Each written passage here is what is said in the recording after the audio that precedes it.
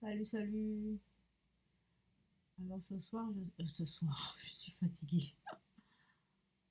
Ce matin, je suis allée dans les centres sociaux, là, à côté, pour aider une voisine.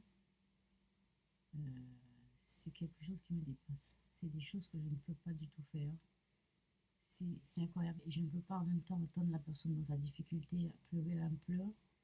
Et je ne peux pas rester sans rien faire. Et je déteste aller dans les centres sociaux parce que ces gens sont des tarés. Et enfin, je suis désolée, hein, mais je ne suis pas contre les centres sociaux, mais ne serait-ce que pour avoir une assistante sociale, et je ne sais pas quelles conditions qu'il faut avoir. Mais les assistantes sociales ont déménagé, je ne sais pas où elles sont, mais ça laisse. C'est bizarre, ça, c'est très bizarre, parce que là, vraiment. Voilà. Donc, là maintenant, je vais faire la vidéo, je vais arrêter de rêver. Donc, là, on va parler de Lacan.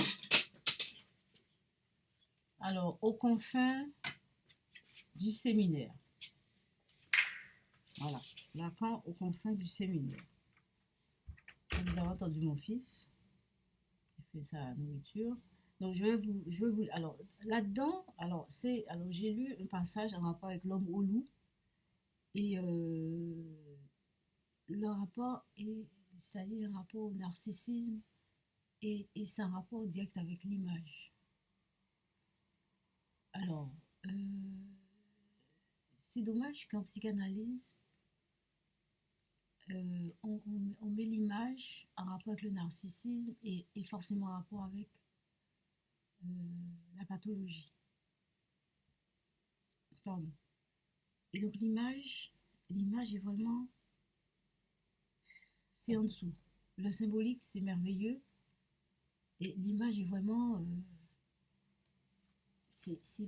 quand on parle d'image, c'est pas très positif. Enfin, c'est pas très, c'est-à-dire que c'est pas l'évolution, quoi.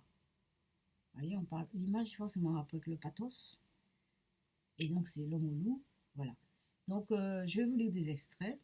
Alors, c'est des extraits qui montrent qu'en fait, on parle beaucoup d'images dans le narcissisme. Alors, chez Lacan, en fait, chez Lacan, c'est pas le narcissisme, mais chez Lacan, il y a quelque chose de l'autre, il y a une espèce d'écho, voilà. Il y a une espèce d'écho, même dans les textes, hein, il y a l'écho, il y a un écho, et ça. Alors, il parle de l'autre au semblant, et en fait, avec Lacan, on n'a pas besoin de lire ça de A à Z, hein. On nous ça, à n'importe quelle page, on a les mêmes choses.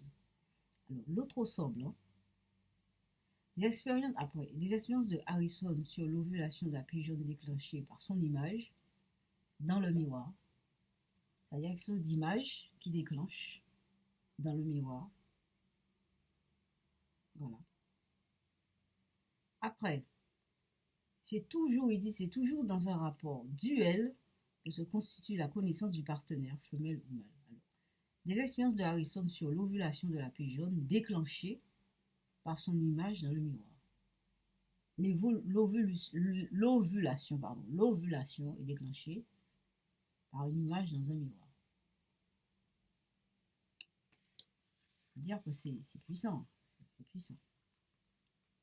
Une connaissance préalable de lui-même, celle que lui procure le stade du miroir, celle que lui procure le stade du miroir, encore un miroir, encore l'image.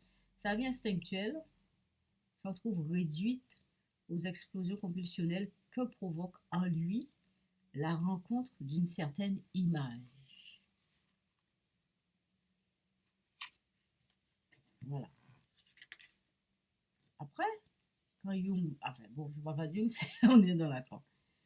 Après, on continue, hein, dont la force atteste que malgré la moins-value de l'image paternelle, le complexe d'Oedipe est inversé. Malgré la moins-value de l'image paternelle, le complexe d'Oedipe est inversé. Il vit les rapports hétérosexuels d'une manière compulsionnelle, irruptive, liée à un stéréotype, celui de l'image de la servante. La scène ravageante est survenue à la fin du stade du miroir. La peur de la castration est inséparable de l'image du père. Il y en a plein comme ça, des références à l'image.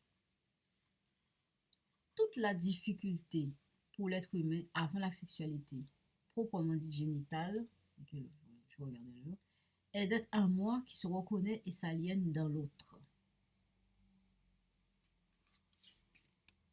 Il y a une espèce, il y a quelque chose de l'écho quand on a, enfin, j'ai l'impression, je ne dis pas que j'ai compris ça, ça peut pas, peut-être que sûrement il y a plein de gens qui ont d'autres idées, qui ont d'autres interprétations. Hein. Moi qui n'aime pas interpréter. Alors, son caractère stéréotypé rend très problématique d'affirmer sa réalité. Faut-il voir là un schéma ou une image phylogénique ressurgissant de la réviviscence imaginaire? Alors bon, c'est un peu complexe, soi-disant. Enfin, je pense que c'est des barrières, mais c'est très simple, c'est la question de l'image. Ça revient à chaque fois. C'est pour ça que je... Mais Lacan me paraît beaucoup plus simple que, que Jung. Jung, c'est ses références. Ce sont ses références. Vous allez chercher les références de Jung, vous comprenez tout de suite. Lacan, vous ouvrez le bouquin à n'importe quelle page, au milieu du livre, vous lisez, ce que vous lisez au milieu, c'est ce que vous lisez au début. C'est les mêmes mots, c'est les mêmes choses. Après, maintenant, il faut chercher pourquoi, etc. Pourquoi il a fait ça, dans quel sens, etc. Qu'est-ce que ça lui rapporte, qu'est-ce qu'il veut dire, mais c'est bon, c'est les mêmes choses. Après, il dit, dans son analyse, on constate que l'accent est très longtemps resté sur le moi, un moi irréfutable, et que cet homme a parlé durant des années, donc le Moulou, sans rien apporter de valable. Il se mirait seulement dans la classe. Alors, je rappellerai ici que le langage n'est pas seulement un moyen de communication, c'est un moyen de révélation. Quand un sujet parle, une part de ce qu'il dit constitue une révélation pour un autre sujet. Vous voyez le truc? C'est à méditer. Donc, je vous laisse là-dessus. Et ben, à la prochaine.